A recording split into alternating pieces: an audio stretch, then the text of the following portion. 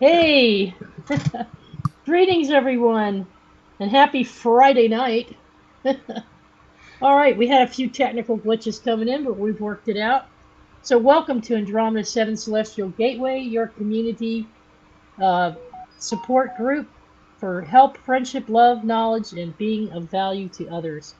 This is an amazing community, by the way, with hearts and compasses turned towards compassion, discernment, and awakening. Okay?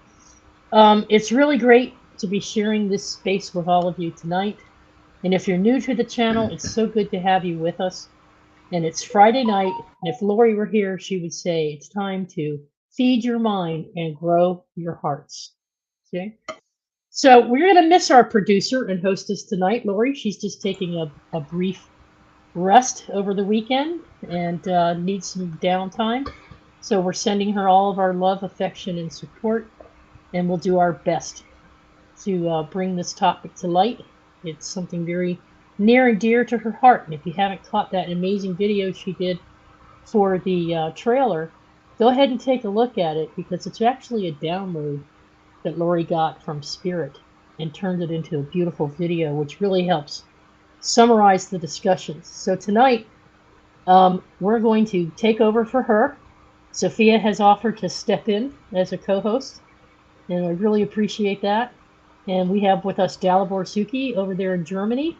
Hey, And we what's have up? Nick Doss and Jasmine Barocchio. Hope I'm saying that all right. Welcome to have you back. It's so good to see both of you. It really is. Grandpa Brian Richards is actually on a fishing trip and he's having a blast, and I think he's eating everything he's catching. So let's see. I also want to give a congratulations and heartfelt thanks to all of the A7 participants and supporters for helping us to join what Lori has coined the 700 Club. 700. I A7, remember that show. A7 style, A7 style. We're over, Hmm. we're about 703 subscribers Hmm. now, which is a major accomplishment. It's another milestone for us. She's led us to this point, and she's really driven the focus of these programs over the past year or so. And we're doing very, very well, and we're both very pleased about that. But before we get into a detailed discussion, I'd like to ask Sophia. You're able to see the chat, Sophia? So would you like to do the call outs and welcome the chat room participants? Right on, right on. Let's do it. Let's do it, kids. All right. Friday nights. My laptop was righteously flipping me off, so we are on subroutine. So, gonna do the best I can, like everything else. Start from the top. Deborah Sloan, how's it going? Nice to see you. All right, pure love. Look at you. She's in here, Lori. We love you, man. I hope you get to feeling better. I think William that's Swan, how me. you doing? Good to Hey, see what's up? you. Let's see. Beloved Abstract. It looks like if there are more people in chat they haven't posted, Okay. All right. go ahead and put your comments in there like we have done in previous shows.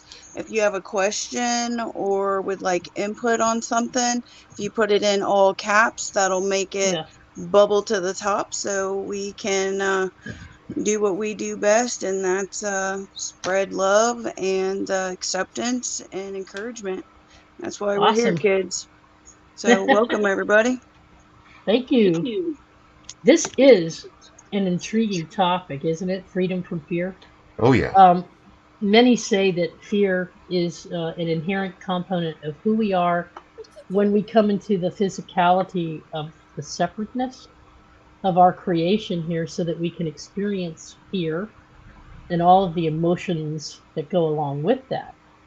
Some believe we can and should embrace our fears as would the masters and great teachers, or embrace fear like they're a master or a great teacher. Let's think about that for a minute. Some should say feel deeply that we shouldn't seek to evade our fears or run away from fear or try to find freedom from fear, that it's more about gaining control over it and self mastery of fear and putting it to work for us in other ways. Now, Sophia, you seemed fairly enthusiastic about having this discussion tonight. We have talked about fear before in several different programs and even a show a year ago on fear. Why were you so excited about this, and why do you think it's such a great idea to have this topic? There we go. Um, why this topic? I would say that when fear, there, in my opinion, there are many types of fear, just like there's many types of trauma, many types of love. The type of fear that I'm excited to discuss has to do with the type of fear that is limiting, that keeps you at home when you feel you should interact with other people, when you're fearing that you're not good enough at something, so you don't even try. That's the kind of fear, that's the rabbit hole that I'm interested in going down. Is there a type of fear that would be best to have a professional help you navigate it? Absolutely. 100%. If you feel you need a professional, I'm 110% behind you because I've been down that road. We weren't Yeah. meant to walk this alone. But let's see. The old handy notebook. One of these days I'll evolve, Teresa, I promise. Okay. So, the fear that I would like to talk about, the freedom of fear, is what is limiting us from unfolding and being the best version of ourselves. That's the Okay. kind of liberation that I pursued and have reaped benefits from it, until I realized that it was a pattern that was occurring. I couldn't address it. And that's exactly why I'm so excited about this topic, is because sometimes it takes a situation like this to be like, is there unaddressed fear? And one of the one things that I used is, fear is false, E is evidence, A is appearing, R is real. So, is there false evidence that appears real? Did I embrace illusions that limited my potential? Yes. Who's the only person that can do anything about it? Me. So I really feel that when I was ready to change, because that's key, you can know you have a limitation, but if you choose not to pursue a different way of approaching or navigating it, and I would say giving yourself permission to at least entertain looking at things differently, because Mm-hmm. I really feel that fear occurs as a defense. It's a mechanism, at least for a couple of reasons. Sometimes it's learned behavior. My family always did it this way, so this is why I'm doing it. And then after a while, you may get sick of it, and that's healthy. The other one is, for me, was a negative connection or an experience. When this happened, something negative happened. Well, let's look back, kids. This could be 10, 20 years ago. I'm not the same person that I was back then. So why should Yeah. I navigate things in a similar fashion?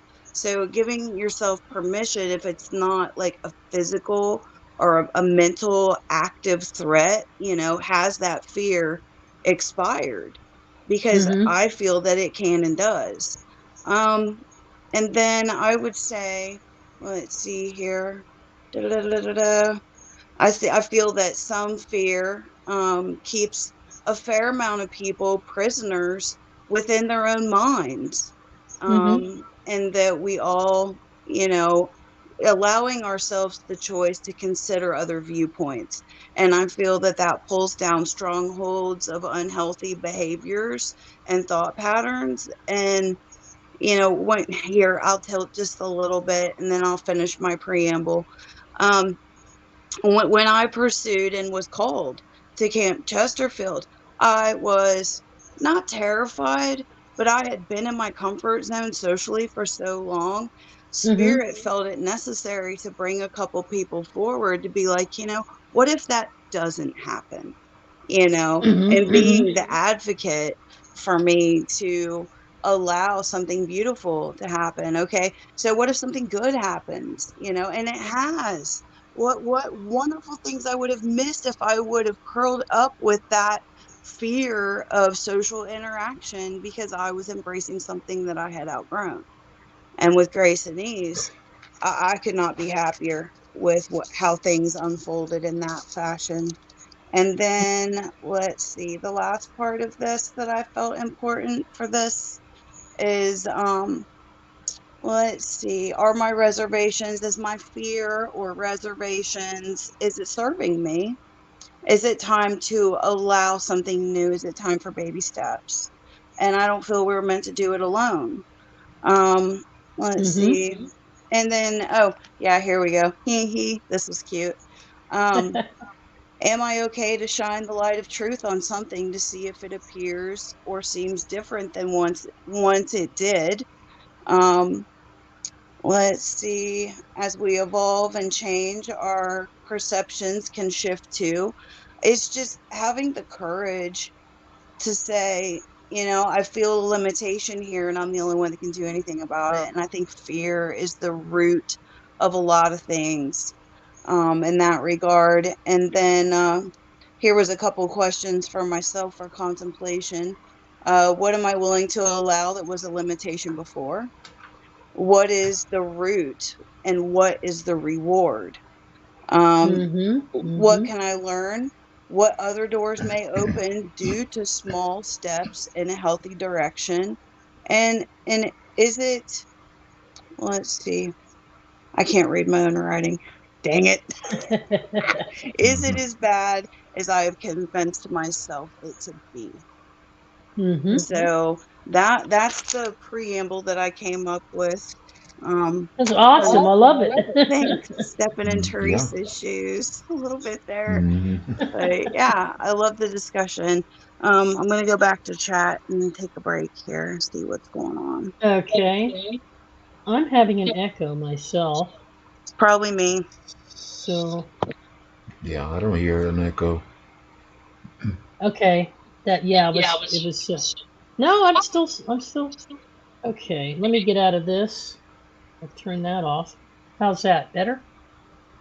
Yeah. Okay. All right. Well, that was wonderful preamble, and I love every aspect of it because it's spot on with what Lori's intent was. All those things you just mentioned, I can tell you right now. The reason we put this program together and what inspired this program is that we both went through something prior to this full solar eclipse. We were both having experiences separately and then together, and it led us both to having to do some really deep inner self exploration as to why we were thinking, saying, feeling, responding, or why others were thinking, saying, feeling, and responding to certain things. And so we both took a pause. We took a pause during that eclipse and we went into ourself and we had some private discussions with our higher self and our spirit guides. And Lori got an automated writing from it. And that generated the script that she put together for the opening video for the show trailer video. I just don't have the ability to play it myself here tonight.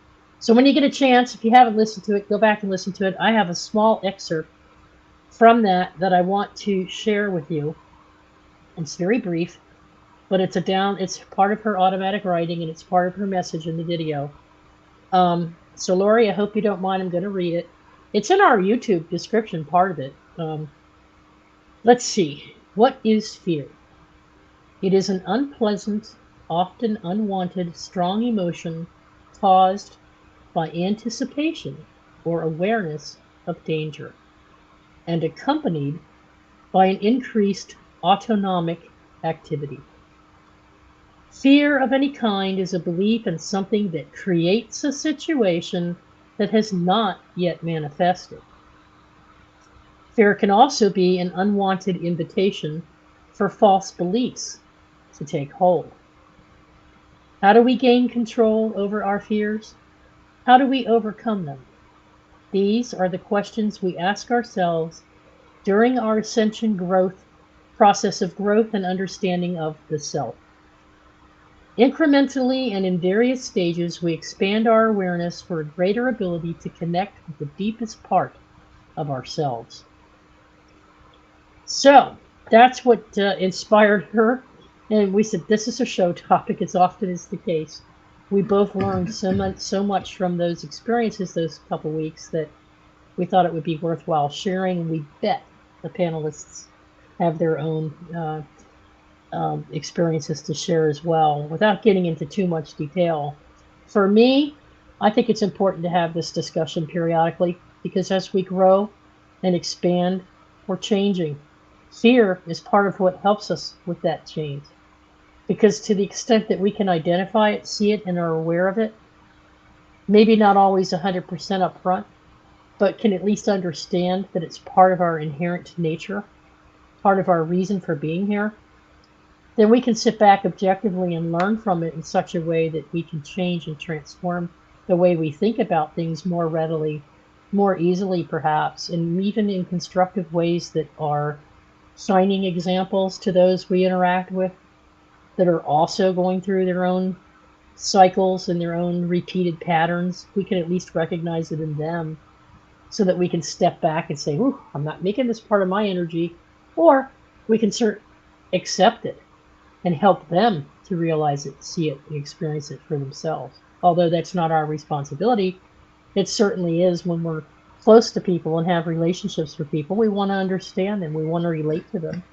and at the very least not run from them, and take control over it and step into it. So I think it's an important topic, and I'm glad we're having it tonight. With that being said, Lori outlined 3 specific questions for the panel that she would like to have answered. The first being, do you recognize the emotion of fear when you're experiencing it? Number 2, do you feed into fear? Do you feed into your fear, or do you embrace it? How do you cope with your fear is her third question. How do you cope with fear? And by having this discussion tonight, it might be an inspiration to others who are thinking through these things as well. Welcome, Dolly Balfour, and Joe Sapiens has joined the chat as well. Good to see you guys. Okay, so we're going to start, I think, with Dalibor. We'll work our way around to Sophia, and we'll come back around, okay? So Dalibor, do you recognize the emotion of fear when you are experiencing it? Oh, yeah. Big time, yeah. Except that, I don't think it's an unhealthy emotion at all. I think it's perfectly healthy. I think we were designed with fear as a defense mechanism. Mm-hmm. And the only way that it becomes negative is when it becomes an issue, when it becomes something that triggers a different mental outcome than you would desire, right? When it starts limiting you in a major way, whether it's directly through the fear itself or through some kind of coping mechanism that you adopt in coping with fear. And the most common coping mechanism in society would be alcohol. And, I quit alcohol in end of 2016, beginning of 2017, because through self-analysis, I came to the conclusion that I was basically experiencing a fear of life.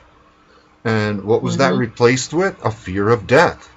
Because objectively speaking, even a tiny drop of alcohol, even if you have a tiny drop of alcohol once a week or whatever, it still affects you negatively. It will still cut down on your life expectancy, and it damages every single cell in your body because it gets inside every single cell in your body. And not only is it toxic in and of itself, but so are its metabolites, its waste products. So it in other words, it damages your body on the way in and on the way out. I won't get into the technical details, but in my case, like I said, it was a fear of life, of fear of emotion, right? And by giving that up, I discovered that nothing really changed.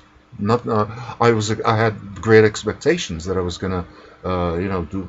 I figured I was such a successful person before while I was drinking. I'm gonna be even more successful now.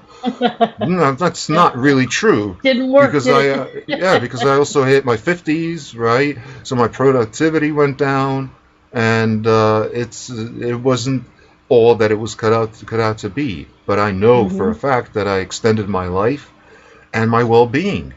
Uh-huh. And you know, I never really had a need for alcohol to begin with because I never had social anxiety. Sure, sure. I For me, it was literally what I said. It was a fear of life.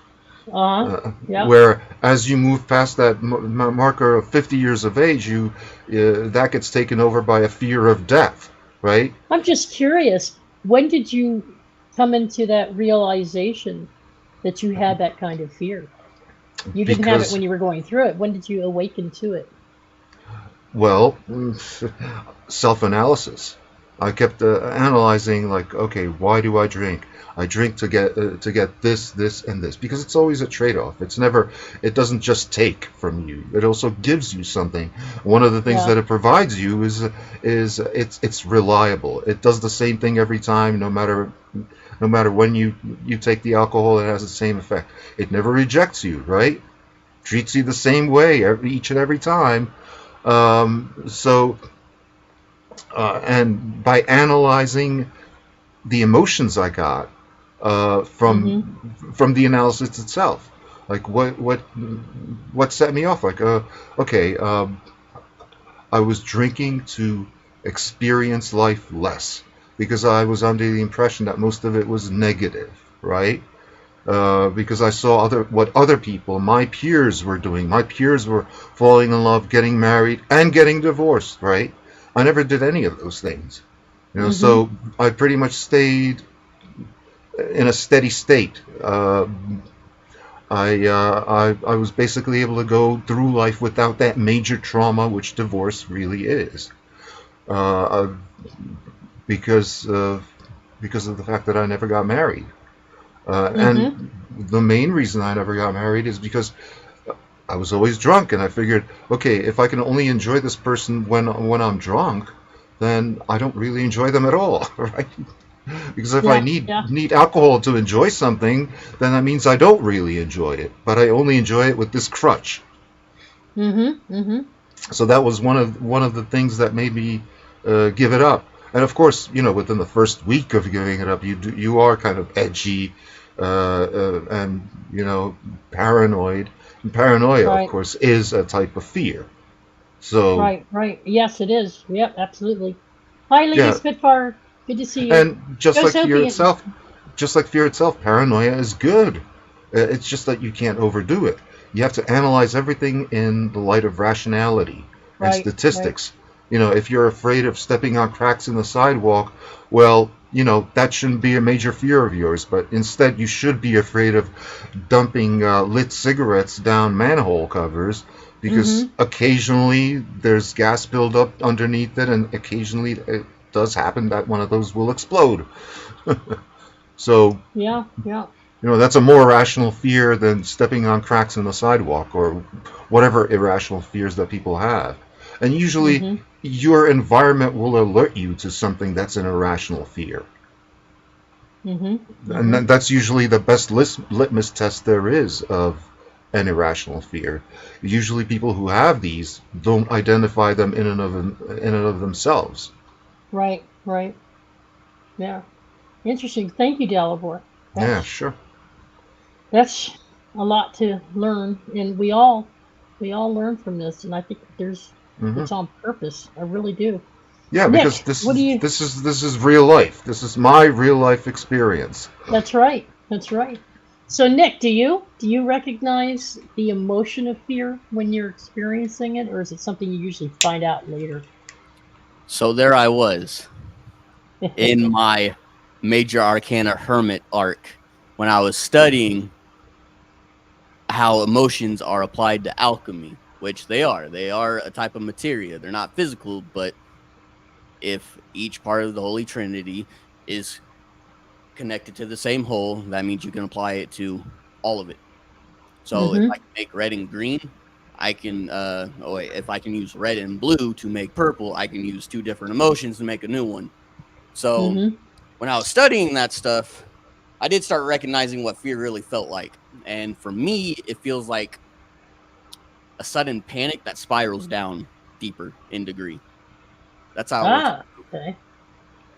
So that's when you know you're going through or about ready to go through. You get that gut feeling in the pit in your stomach, and you go, "Oh, this is fear." Yeah. Well, yeah. Like during that whole process, I decided to let go of everything. So everything became uncertain. I let go of my house. I let go of my car. I let go.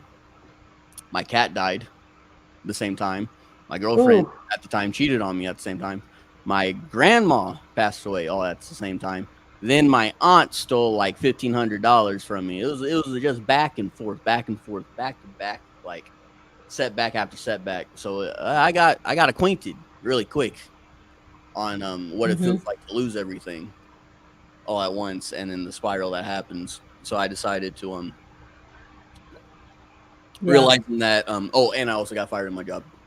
Well, I resigned because I was tired of them, but still, yeah, a bunch of setbacks that for a normal person they'd be like, "Oh my god, how do I get out of this?"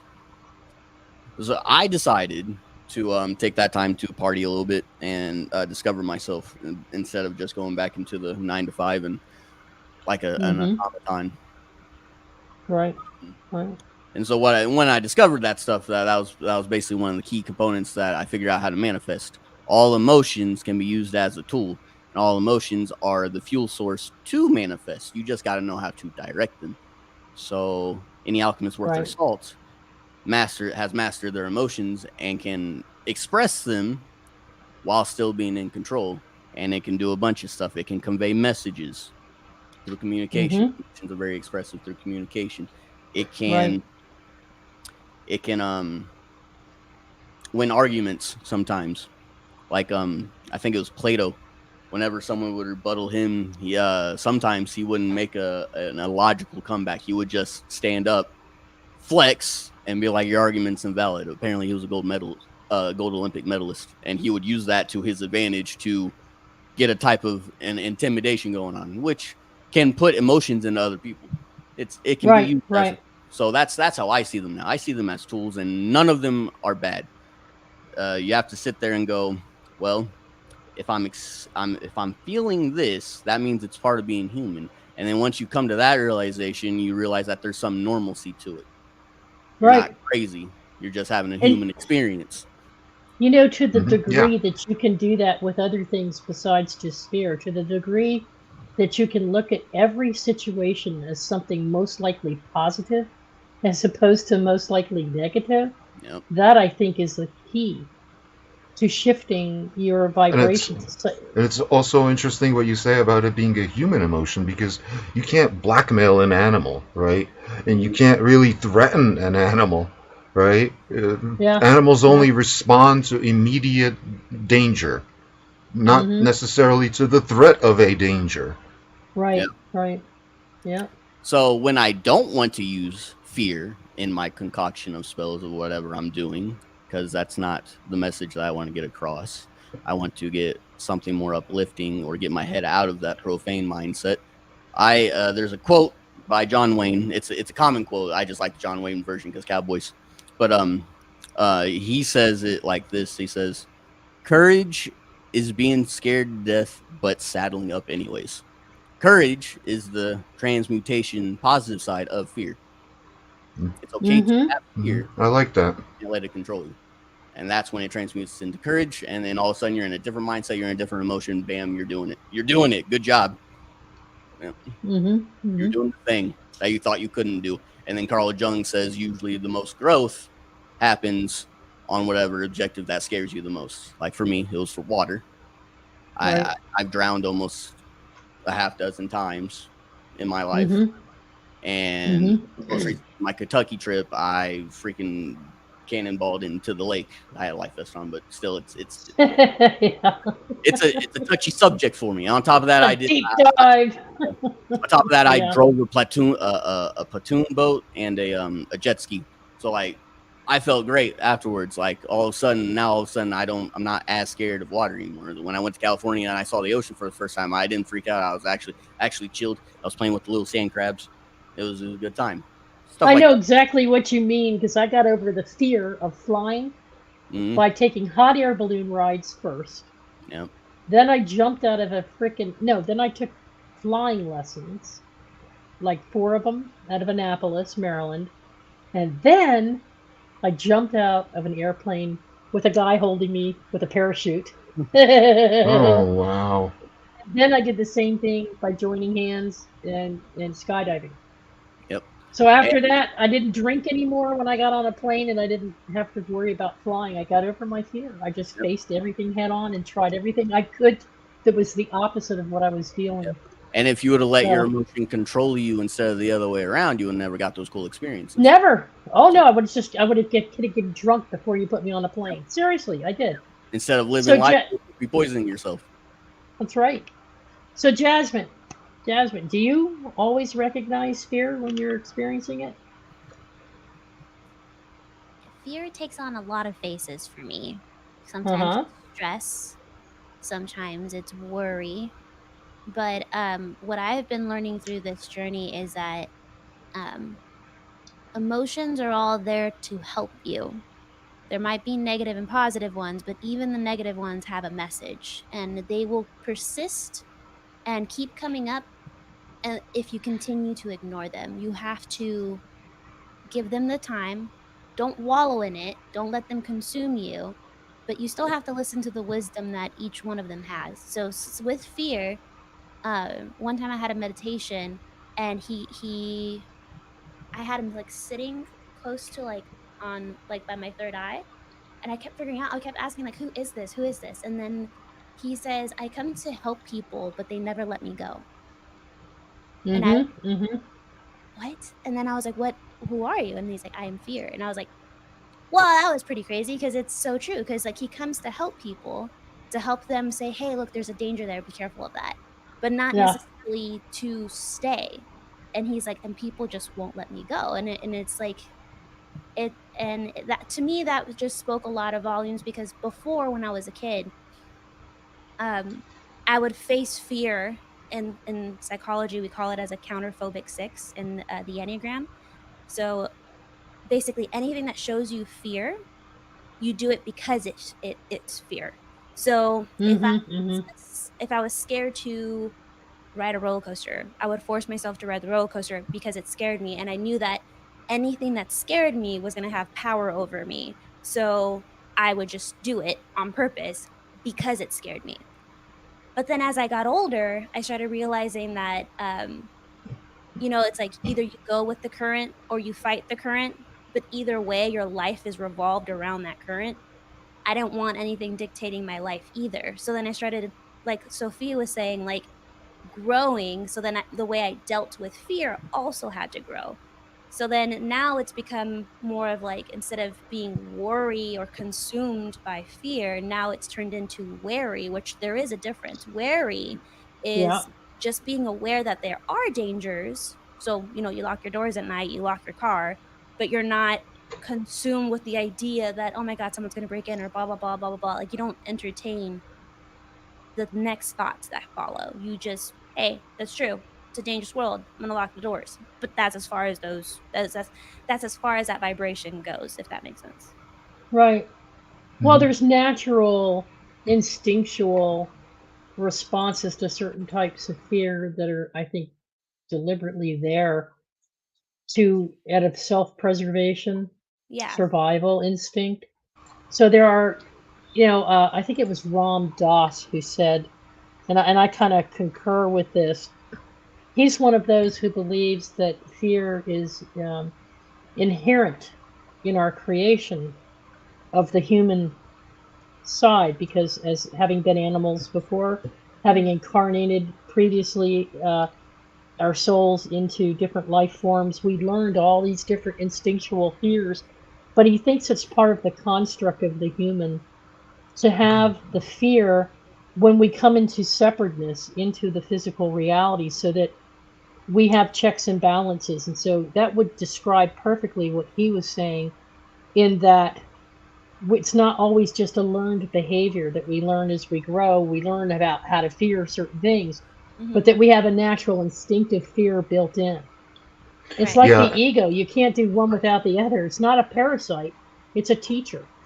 Right. yeah, and when you do have that instinctual fear that comes up for no reason, seemingly no reason, out of the blue, that's usually a psychic impulse based on retrocausality that could be a trigger to pay attention and to perhaps cancel what you're doing or not engage in that activity or not Mm-hmm. engage with that person, because in a lot of they did research on all these like fatal plane crashes, and in a lot of these instances these planes were like underpopulated, Yeah. statistically, which is statistically like impossible.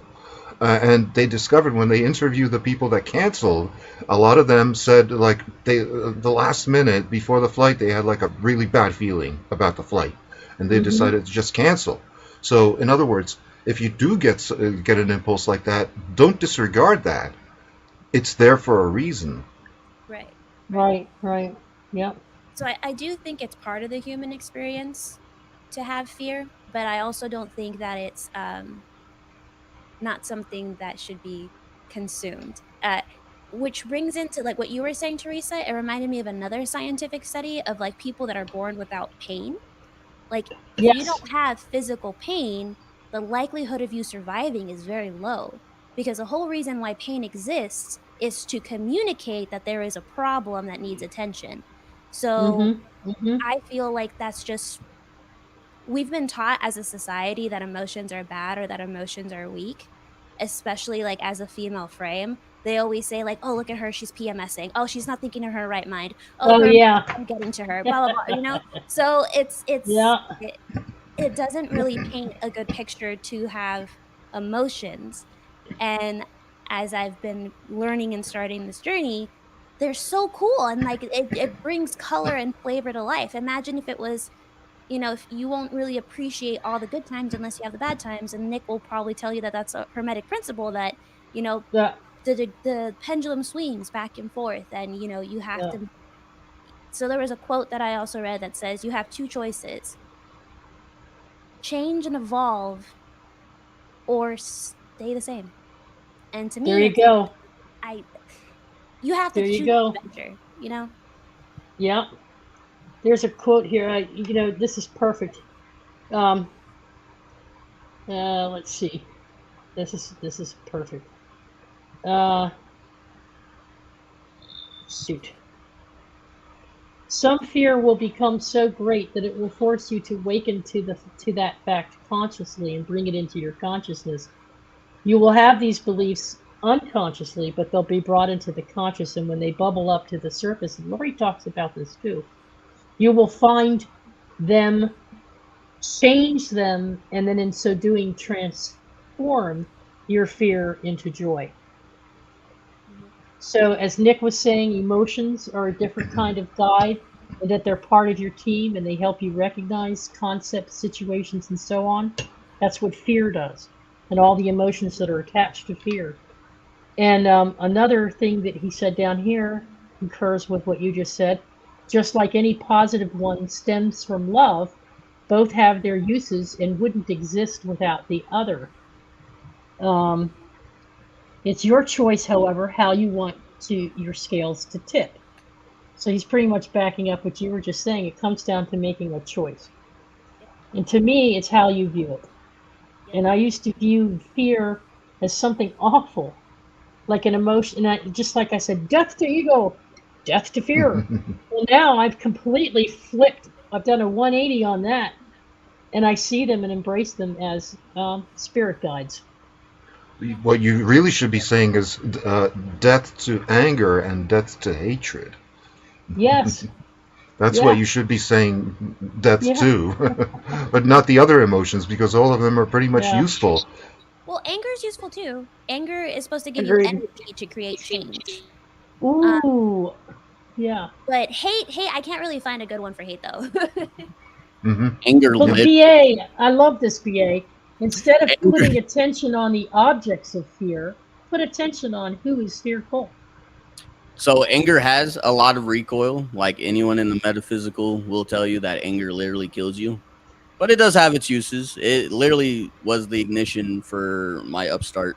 Like I just got tired of like what I was going through in life, and I started going through the causes of it, and some of it were like family members and like people I'm close to and stuff like that, and it made me very angry. I was like, you Yeah. know what? They have no right to assume what I am. I'm about to make the haters regret thinking that I'm nothing. And then so I was But upset. that to me, that sounds more like a case of boredom being the impetus for change rather than anger. Yeah. Yeah. Yeah. Could be. Yeah, But you I would see agree with now. you, but I definitely felt anger through Yeah. the entire Well, I'm process. sure. Yeah. I I Hmm. think what feel I BA. feel that anger is moving passion into severity. Because Mm, if you didn't care about it, it wouldn't affect you that yeah, way. So I feel anger can be healthy as long as it's expressed in a progressive fashion. When the anger turns in on the self is when you get into, at least for me and how I'm wired, anger expressed can be powerful as long as it is bridled in a healthy context. yeah, Hmm. How and in about this? moderation, How because about this, Sophia? What BA is saying here: fear is always under anger. Do you agree? Yes, I do. Can I answer that question? Because I'm kind of chomping at the bit over Yes. here. Yes. Okay. So, do you recognize the emotion of fear when you're experiencing it? Yes, finally. Having a compromised childhood, there was a lot of fear involved. But yes, I do now recognize it and I use it kind of as a bearing, like different extreme and intense emotions, because I feel fear and anger are very, if I'm going to feel it, it's usually very intense. So now I ask, when I feel that, I ask myself, what am I feeling and why? Why Hmm. am I Hmm. feeling this? I'm not Hmm. going to roll around in it, like a dog in fresh cut grass. Come on, man. Bull crap. I got other things to do. So what am I feeling and why? Where's the truth? Because a lot of what I stand for as a person has to come with the truth. And if something is having like a negative feedback, there's generally deception, lies, an unbalanced ego, something is triggering me. Kind of like Jasmine said earlier, if you're feeling it, it's good, but not fixating on it, because I'm good at that too. Hmm. And then generally, when I've experienced that emotion, it's like, what is the lesson? Or who is compromising one of my boundaries? Hmm. Hmm. Because if I'm comfortable and healthy, that's my responsibility, maintaining those boundaries and my values and making sure the people I'm around hold those, respect, you know. Hmm. And then for a long time, until I was in my 20s, I think, fear held a trump card in my life. And fear and anger were frickin' frack in my world. So Yeah. I removed that trump card out of that emotion, you know.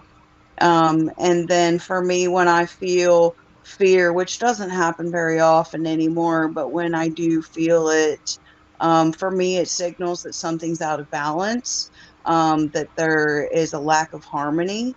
And most of the time, I'm trying to attach myself to the outcome of a situation, or like control something. And, oh, what if it doesn't go that well?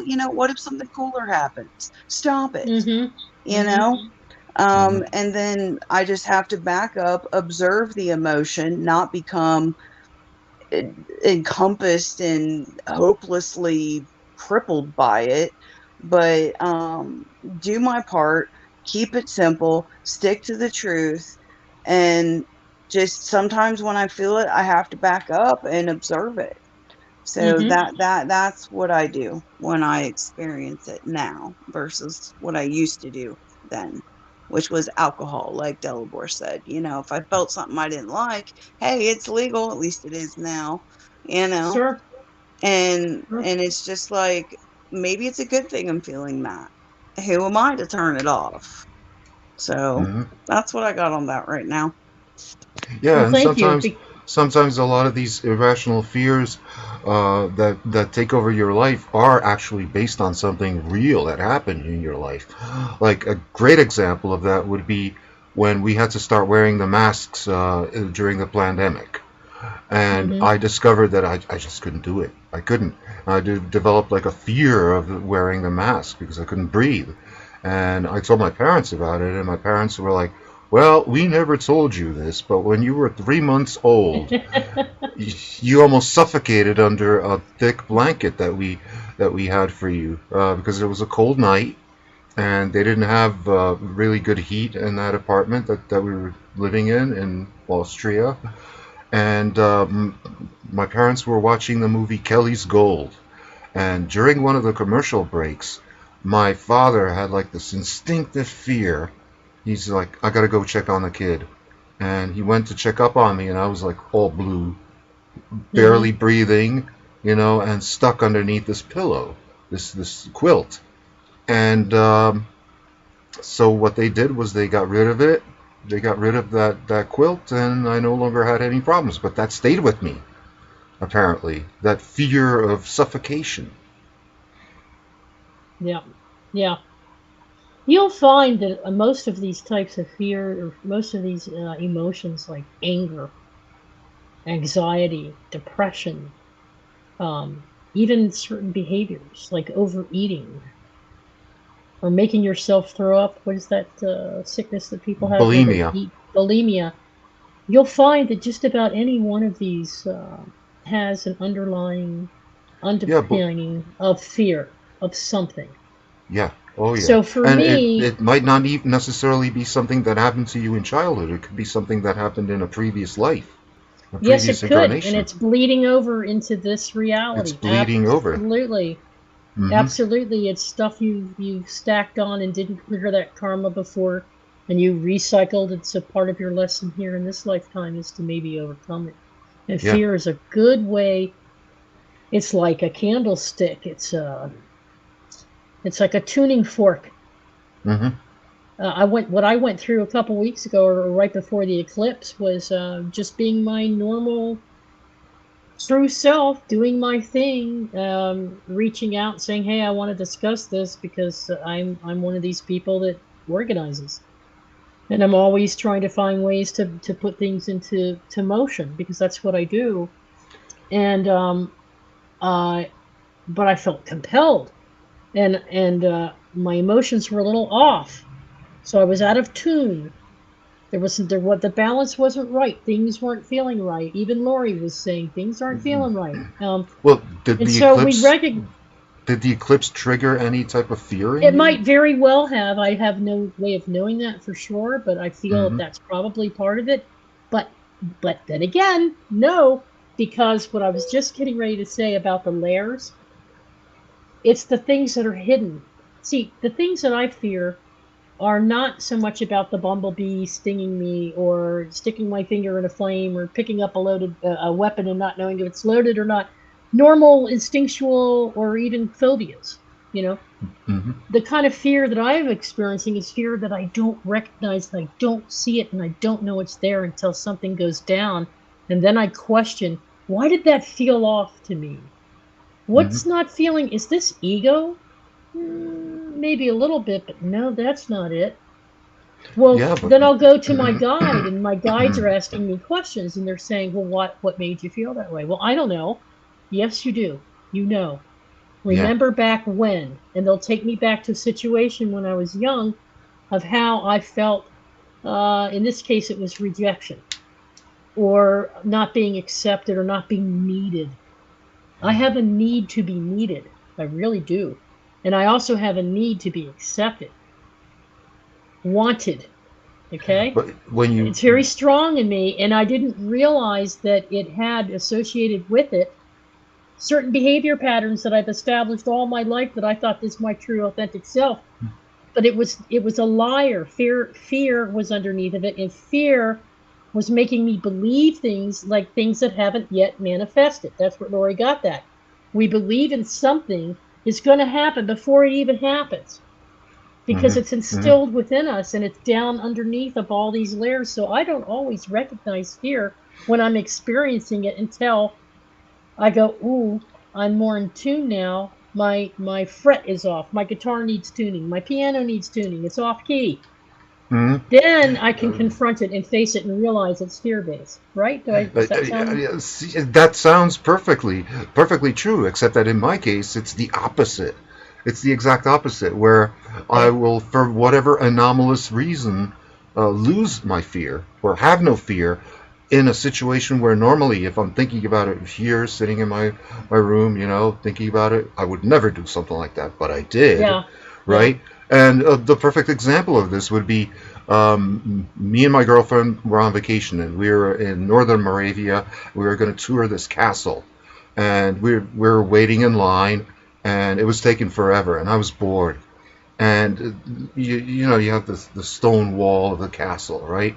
And inside this stone wall there was a hole, a small hole like this big, and so I stuck my hand in it.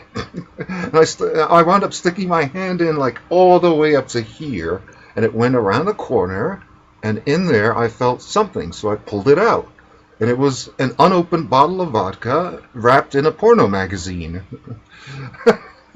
Yeah. And I'm like, I'm keeping it. I'm keeping it. Wrapped in a porno magazine. I don't know who could have left that there. I wouldn't know, but okay. Yeah. So I was like, I'm keeping it, and she's like, no, you're not. At least not the magazine. So I put the magazine back. Talk about a glory hole. Oh my God. Yeah, I know. But now that I think about it, I'm like, oh my God, what if there was like some kind of booby trap in there that would have cut my finger off? Or what if there was a scorpion in there? Or well, okay, so I would take it then from what you all are saying is you have found a way to not feed into your fears. You found a way to recognize them, and you're not feeding into them. So that means to me that you must be acting on them in a positive way. How do you cope with fear, and do you use it for your expansion? How do you use fear to shift your energy? Well, it doesn't dominate my life. I'm not focusing on it. I'm not focusing on it because fear is generally something, an emotion that most people would hate, right? And even in the Bible it says, love your enemies, right? It doesn't say hate your enemies. It says love them. How do you love your enemies? By putting as much distance as you can between yourself and that which you hate. By not coming into contact with it, right? Yeah, that's the real meaning of that, at least to me. So if you're thinking about any situation logically, always look at the statistics. Like, what are the chances of you being attacked by like a chainsaw wielding psychopath at 3 a.m, sitting in your living room? Very low. So there's no reason to feel any kind of emotion of fear based around something like that. You have a greater chance. You have a greater chance of stubbing your toe on the way to the bathroom. And that toe could become gangrenous, right, if you don't take care of it. And, the outcome could be a lot worse. Charles, I'm not sure what this was in reference to, but he said finding treasures. Now, Charles... Yeah, that's what I was doing. Yeah. That's what you were Probably doing, the vodka. I mean, that's a treasure. Yeah. Somebody asked how old that magazine was, Delabore. How old was that magazine? It was brand new. It was brand new. What year was this? This would have been 1992. Oh, brand new in 92. Excellent. Yeah. It's funny you were talking about finding treasures, because that's what I was getting at, is that you guys are going to think this is a little off. But once you do dig down deep and you go within and things start foaming up and bubbling up to the surface, That's what Lori calls the cream on top. Because what you've done is you've exposed the truth behind all those underlying pent up things you weren't aware of. It bubbles to the surface, and all of a sudden you're aware of it. And it's like finding a treasure because it enables you to take action. It enables you to move into the mode of operation or process of transformation. So you can actually, we're forever changing. Fear is the catalyst that's often behind the things we're changing. We don't realize it until we've gone through the change. Mm-hmm. But without fear, without a healthy fear underlying it, we might not get that treasure. And so to me it's like adding to your toolbox or your treasure chest, mm-hmm. having that information available to you. Anyway, where did we leave off? Nick, did we get to you about that? So how do you flip it around? Do you turn it into a positive, or do you feed into your fear sometimes? Or? It depends on the situation. Mm-hmm.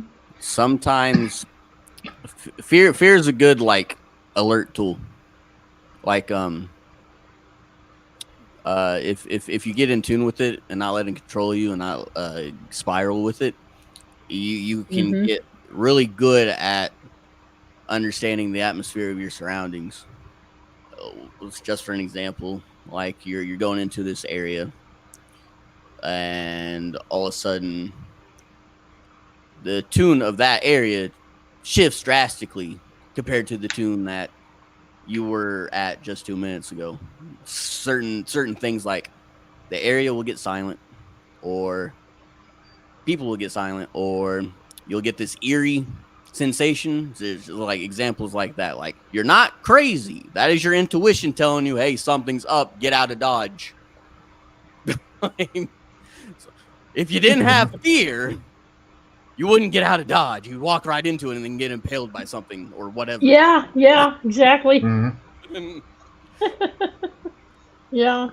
It's unfortunate that sometimes people go through things that are so tragic, and you look at it and you go, oh my God, that could have been me. Yeah. And you feel really bad for that person, but you've also learned from that experience too. Yep. Yeah. You can learn from other people's experiences. Yeah. Yep. I just wanted to briefly, respond to a couple comments Dolly has been making. Okay. About narcissists. Avoid narcissists at all costs. Don't direct your anger to a narcissist. You'll get it back sevenfold. This is true. I have lived with one. And I have had experiences with narcissists before. It's no fun. But I will tell you this. I have been through some fearful situations with one in particular. And but that fear and that situation, as horrible as it was, caused me to do a 180-degree turnabout in how I respond to, act, and interact with, or avoid, or not totally avoid, but face it head on. Because in some situations, you can't remove yourself right away. In some situations, you have to ease out of it, break the ties, and so forth. But I would tell you what I learned from it, of this one situation, Dolly. As much as I hate to admit it, sometimes a narcissist, just like anybody else, we're all reflections on one another, right? So sometimes the narcissist is the one that has the fear. And sometimes it's the narcissist that's projecting that fear onto others in a way of using them as scapegoats instead of dealing with their own issues and who they are. Doesn't change the fact that they make us feel crappy. Doesn't change the fact that it's not pleasant to live with. But what it does change for me is it gives me an understanding and a compassion without an attachment. It enables me to establish boundaries and manage that situation more proactively and in a healthier way until I can completely extract myself from the situation. So what I would say about narcissism is it's one of those little unknown safety valves, because our higher self, our higher consciousness, our higher mind is telling us this is not something that's good for us. It's reflecting to us something that's down deep maybe some issues we have within our own selves that's being reflected back, maybe even that we can work on. But more importantly, it's showing me the way out.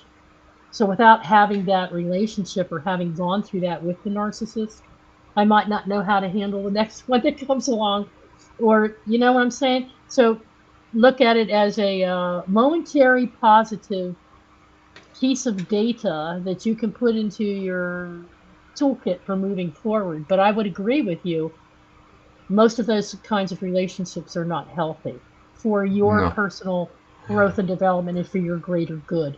So it And takes good self-love and self-care to admit that you have to break something off with someone who's a narcissist. You really do.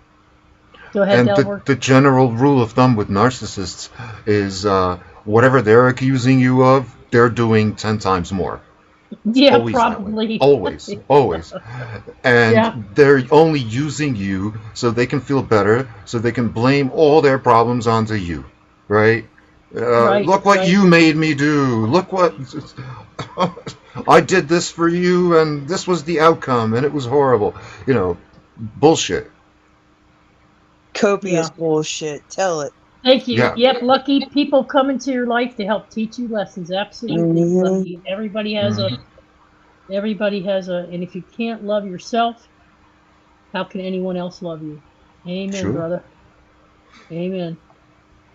So anyway, I just wanted to bring that in because there is a great deal of fear attached in the narcissistic cycle, not only for the narcissist but for you as well and other people that are affected by it, including family members and so I wanted to make sure we address that. It's getting close to well, we have reached an hour, but I wanted to get to Jasmine. How about you? Do you face your fears head on, or do you feed into your fears? I bet you face them head on, don't you? I didn't get to finish my thought. Oh, I'm sorry, Nick. I thought you did. I apologize. I didn't. I'm so sorry. I got to finish the first half. The second half is, and then there's other times, so it's helpful because I'm a number 4, so I'm good at planning, Sure. and that mixed with my one of my metaphysical abilities of inner knowing, I can do it in real time. So when I'm starting to feel that, sometimes I can like very quickly assess like, am I tripping or is this needed? So like I'm getting mushy because I like claiming her on live. But for an example, whenever I get in an argument with her, and if it gets too bad, sometimes I'm just like, crap, I don't want to lose her. Am I going to lose her? I love her. I don't want to lose her. And then I think to I take a breath. I'm just like, I'm tripping. All I gotta do is come to a conclusion, a compromise, show her how much I love her, and it'll all be okay. And that's what happens. Instead of hitting the freaking emergency button, abort button, whatever you want to call it, and then just exploding and making it 10 times worse when it didn't need to be. It didn't need to be. That's letting the fear control you instead of letting you control it. Yes, it's letting you it's causing you to manifest something that can't happen anyway, because let me tell you, the soulmate or twin flame connection is everlasting. It can't be broken. Oh. It cannot be broken. You can separate, you can pull apart, you can take a break, but you can never be separated. Well, that explains something why. like that you'll just work it through, and it'll naturally just work through. I know this from my own experience. So to make a long story short, my answer to it is I do both. Yeah. Well, that's human. Yeah. I've been waiting for somebody to say that they do feed into some of their fears, because it happens naturally, and then later you can adjust. Yeah. But I happen to think that sometimes I feed into mine too, and I don't even realize it sometimes. Okay, Jazz, what do you say? Yeah. No, same thing. It's easy to say on paper or logically, like, oh, it's fear, it's gonna be better, like fear be gone, like it's gonna work itself out.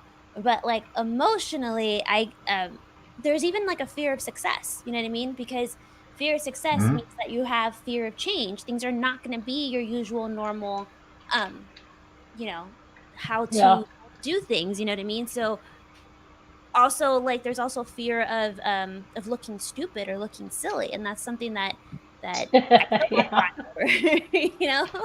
And fear of success is what will make somebody take up drinking, right?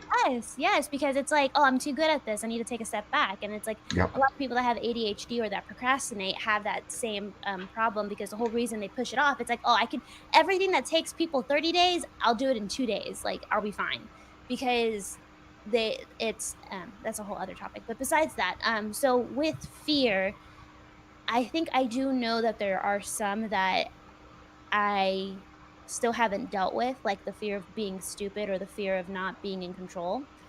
Uh-huh. I think that one is still like, I'm like, yeah, but I mean, how, like, you know, I can still feel myself arguing it, if that makes sense. And I Yeah. haven't completely let go of it. So fear and ego went into a bar one night and Mhm. Mhm. basically, right? Yeah. So yeah. it's a pretty hard question, because, but the thing that I always like, I love quotes. I don't know why quotes always like simplify things for me, because it's like, if I'm being called to do something, then it's probably for a reason, right? And all the other things of like, oh, but they probably don't like me. I think the biggest issue that I've been having lately is that after the solar eclipse, like, my guys have gotten so crystal clear to where like it's just been so clear now that I don't question it, but I still don't speak it. Like, I still don't say like, oh, hey, by the way, your grandma said this, or hey, by the way, like, don't, you know, like, because to me, I'm like, these people are gonna think I'm fucking crazy. They're gonna like, I can't. But that's just, again, more fear, because I'm fearful of being considered crazy or sent to the loony bin, or like, you know, other things like that. So I guess it's just a mesh, like fear of physical things, like fear of um I don't know, of like speaking out in the it's a give and take. It's a give and take right now about fear. That's how I feel right now. Yeah. Yeah. Oh no, where's Well, Sophia go? Oh. she'll be back Okay. if her battery hasn't run out. Um, Freedom from fear comes from the identification of that in us which is not separate forms, it's not stuff, but lies behind lies behind all the stuff. The minute we identify with that, we are no longer afraid. So, what you were just describing is all these little things that ego tries to stick in your little head Mm-hmm. that are inherently part of something, some type of belief system. We all come into this with some type of belief system. And whatever that belief system is, it helps to define what fear means to us.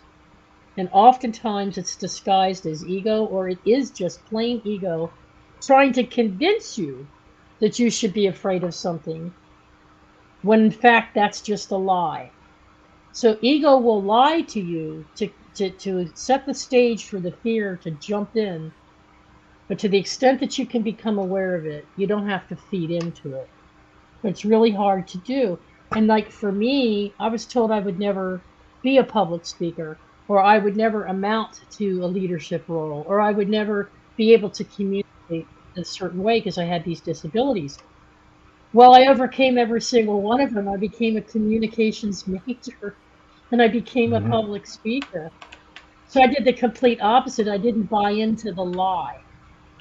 Mhm. But for Mhm. the first part of my young life, I was dead set believing I'll never go to college, or I'll never succeed, or I'll never have a decent job, or because I was buying into that belief system. But luckily, I broke free from it, and I wasn't even spiritually aware at the time. But it built Don't within me a strong will to succeed in things and not let fear control me. don't forget Go ahead, that Delbert. belief system is BS. Here's Sophia. Sorry, Uh, Sophia. Yay! Yeah, belief system is BS. Yeah, I like that. Yeah, I got it. That is a good one. Charles, fear is a trauma response. Whether it happened in the past, it's happening now, or something may happen in the future. Yeah. Well, 'Cause- Yeah, exactly. Whether now or in the future. That's what I was talking about before. But what I meant by belief system being BS is ultimately a belief system is an ideology, right? And what are ideologies? It could be a religion. It could be, communism or something like that. Well, when you really analyze them, not one ideology has ever benefited humanity. Not one of No, them. no, no, yeah. Oh, Well, if now, I Sophia, go ahead. Go ahead, Jess. sorry. So there was this one quote that I wanted to say. It says, "If Yeah. you can't go back and change the beginning, but you can start where you are and change the ending." And that's C.S. Lewis. Yeah, Yes. yeah, you can't change Can the you repeat? past, but you can change the future. Yeah. Yeah, absolutely. Agree, 100%. Thank you for sharing that. That's cool. Well, now we know Sophia doesn't feed into her fears. So, Oh boy. Yeah. All right. Well, I used to. Okay. And a lot of it had to do with attachment to the outcome. The poor cognitive skills, the fortune telling, the setting myself up for failure before I even stepped a foot out my door. If you embrace that, it will embrace you. You know, that is my experience with it. But let's see, ye old notebook. Let's see. Um, do I feed into fear? Not anymore. Excessiveness, like we've said before, nostalgia. But for me, I use fear as more as like a Geiger counter, for radiation or Yeah, a Richter Hmm. good. scale, because Yeah. you can have a tremor and not physically feel it. So I would say I use when I feel and observe fear in my environment, I try to figure out why is it there? Is there anything I can do about it? Is it just my job to remove myself? Mm-hmm. Let's see. And then staying in the moment, because I feel a lot of fear that I've navigated is because I'm in the past reliving something that is fixed. It's not in my control. Or I'm in the future. My power's in the breath and the heartbeat. If I would have learned that 20 years ago, but thou shalt not should thyself. And then are we to the Hmm. last question yet? Because I bounced in and out a couple times. No, As no. We're far as on. like Do how you do we feed into cope? your? Oh, I okay. was asking them both together because I think they kind of go hand in hand. Do you feed into Okay, your cool. fears, or do you find a way to cope with them? Yeah, I've got a little bit on that too, but since I bounced a little bit, sorry about that, guys. That's okay. Um, Okay. so what I do when it says, the question is how do you cope with your fear? Can you put lessons learned to good use for your expansion and to help others shift their energies?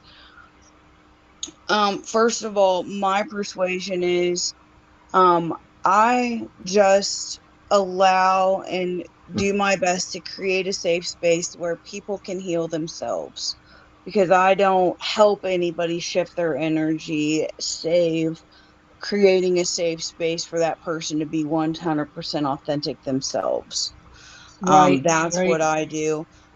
I don't give place to my own fear because for me, fear can be like a weed in a garden, So when I feel it starting to take root, it's my responsibility as someone who's conscious of the ability to address it immediately and as a metaphysician because fear is very low vibrational, whereas courage is in the middle of whatever spectrum, is out there to navigate.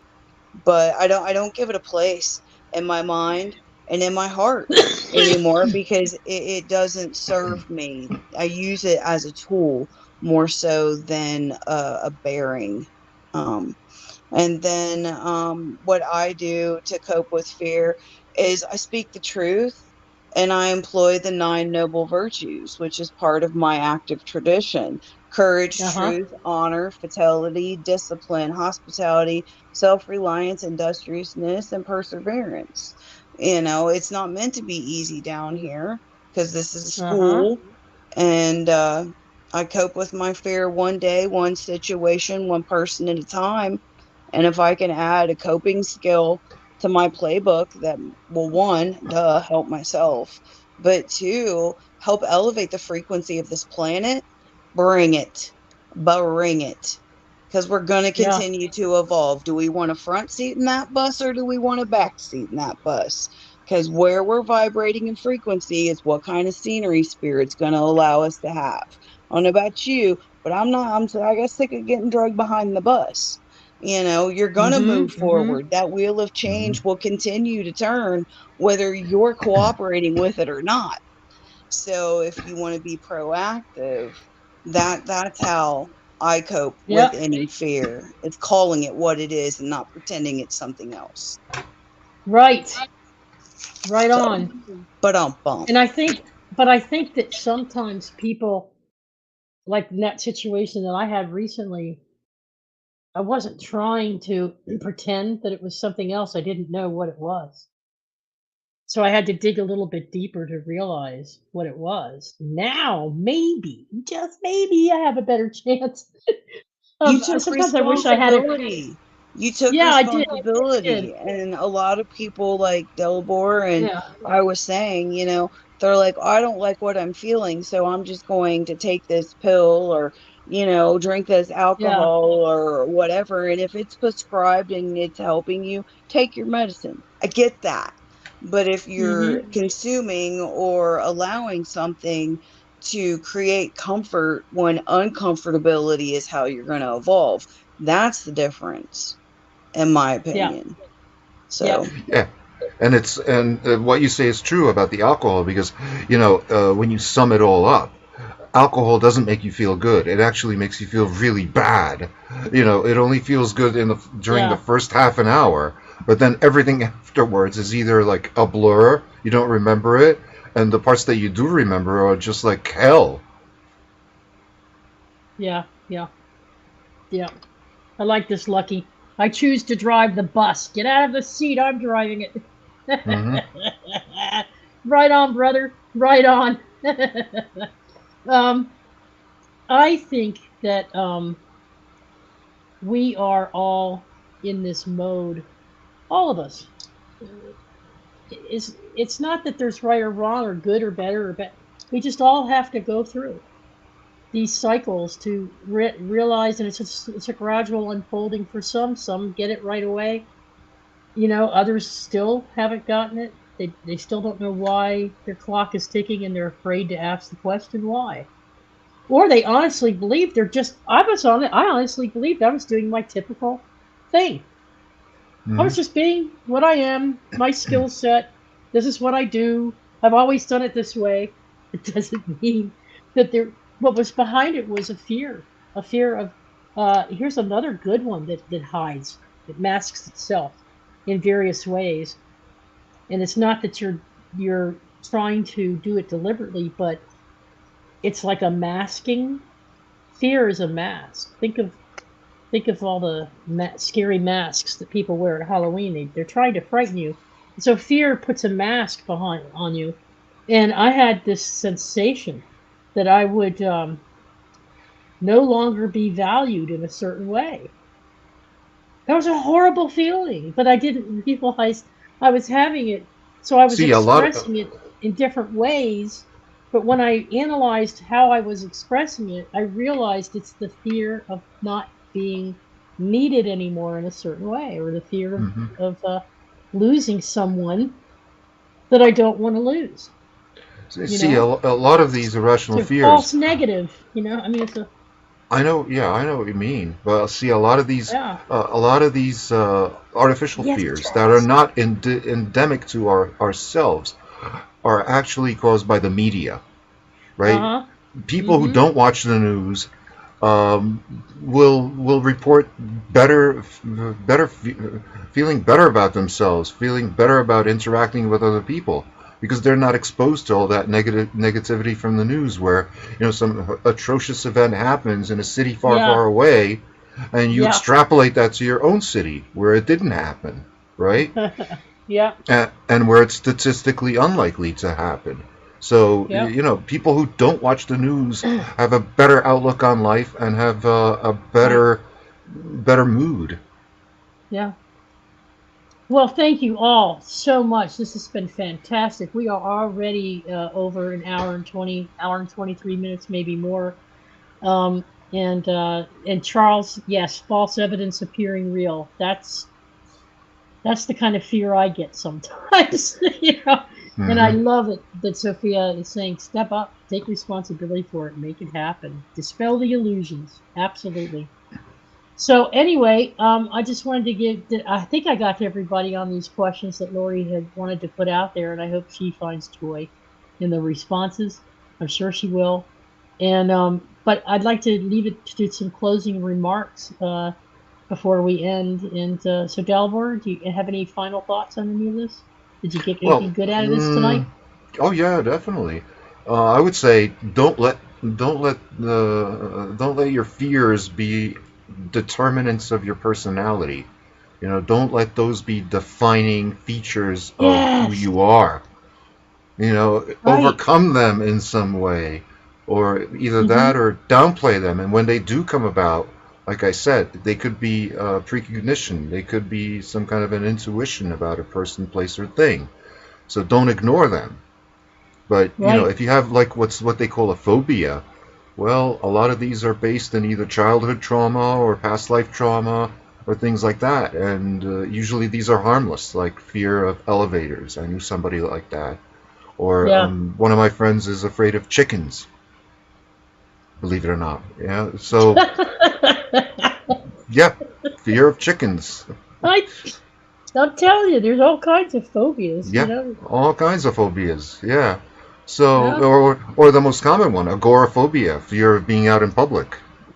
Mm-hmm. Mm-hmm. So, Yeah, I that got is. that T-shirt.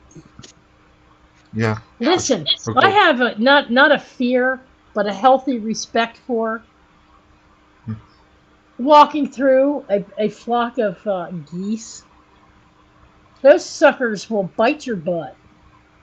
Really? I have Huh. walked through a flock of them where they're Mm-hmm. pinned up in a yard, and I think, oh, cute little geese. And I went in there and they're like, they were goosing me, biting me, nipping at me. Oh I was like, man. never again will I be caught like that. Okay, Nick, how about you? Any final thoughts? There's a bunch of Gotcha. geese at my work, and I just walk with them on the trail. They've never tried to go at me before. There was one time, but Mm-hmm. that was because I was close to their nest, so that was understandable. Yeah. But I just wanted to Ducks put are that in cool, there. man. Ducks are cool. Geese are not cool. Oh yeah, there's a bunch of Mm-hmm. ducks too. There was one time I was at the picnic table and they just all like circled around me. I'm like, oh, they're doing something. But it was cool. But Mm-hmm. yeah, I never understood the like because everyone tells me like geese will mess you up, and it's never happened to me. I hope it never does. But anyways, my Yeah. final Yeah. thoughts is don't let your emotions control you. That includes Yep. fear. It's as simple Mm-hmm. and cut dry as that. They are there to help you and guide you. You're still captain of the ship. Step up. Right. It's your ship. Right. You get to decide if it sinks or not. So Mm-hmm. Yep. How many cats do you have, Nick? she used to have 10. 10? I don't anymore. Mm-hmm. I hope it's not practice for motherhood. No. If it is, modify your role, sister. I only have one, but now altogether we have 4. We have 4 now. So that's Oh, they're enough. adorable. They're cute. What one of her goals is to make them like an animal rescue rehabilitation place. I have Oh, cool. Yeah, yeah, yeah. it's like a Shelter? an animal shelter, and then Yeah. a cafe where you can go and hang out with animals. Yeah, you were telling us that in your when we first met you. That's fantastic. Yeah, Final thoughts from you, Catwoman? Yes. So I like to bring up with the thing that I'm taking home with this, because I learned a lot from you guys today. So thank you. The thing that I'm taking home is don't be so attached to the outcomes. Like, have your goal in mind, but know that there's different ways to get to that goal. And it doesn't necessarily have to be X, Y, and Z. Spirit might take you on a better, longer, more enriching path, but you have to be opened to those possibilities. So Yes. even if it seems like fearful or like it brings you fear, always have in mind that everything's working out for the best for you. And as long as you hold on to that belief and that vibration, everything will Yeah. work out for the best of you. So that's my main thing. Is even if I do look like a goof, God wanted it for some reason. Yeah. Well, you're one of the most beautiful goofs I've ever seen. So, Thanks. oh, Sophia, any final thought? Thank you, Jasmine. Thank you so much. This is Okay. starting to give me a philosopher high. Everyone's speaking facts. That's the best kind. I'm a fan. Yeah. Let's do it some more.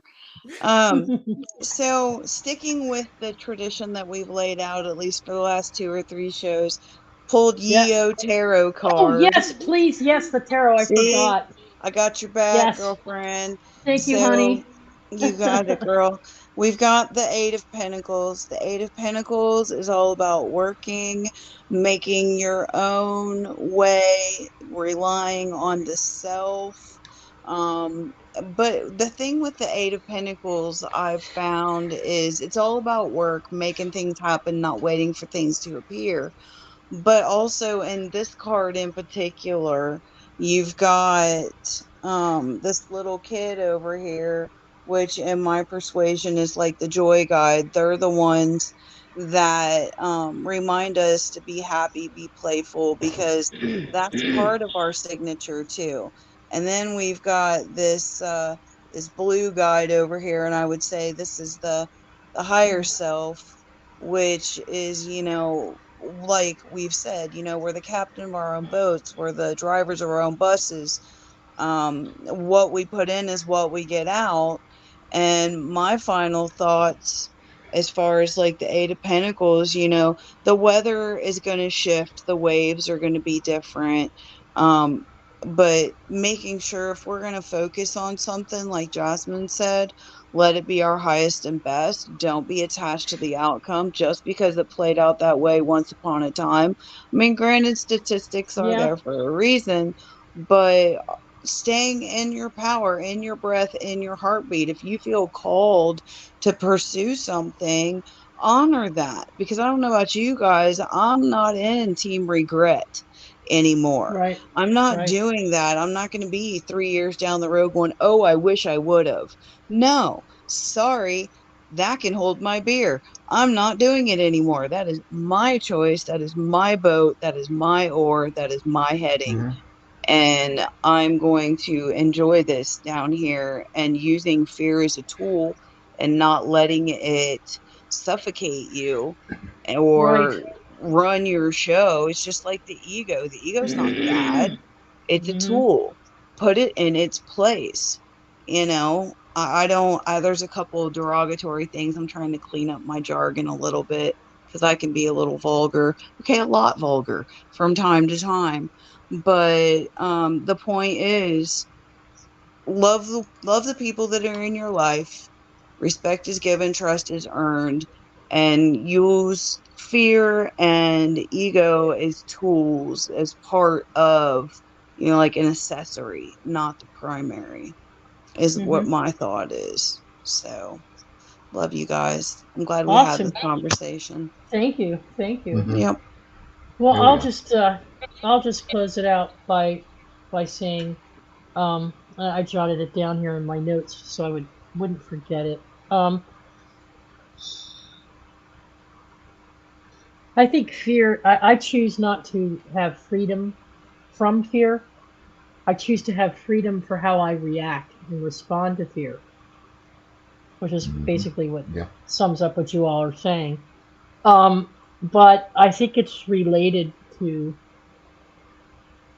the fact that we have the ability, we have a tool, a gift, a treasure with that particular attribute that's innate in every single one of us.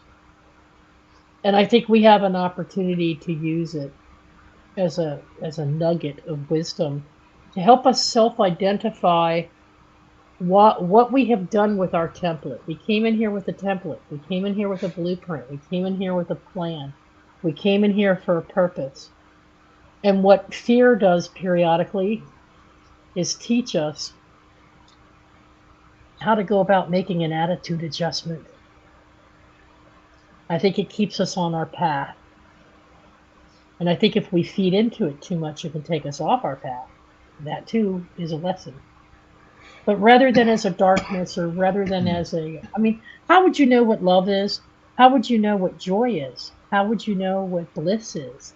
How would you know how to fine tune that instrument? How would you know how to have such great pleasures if you didn't first experience fear in some way, shape, or form?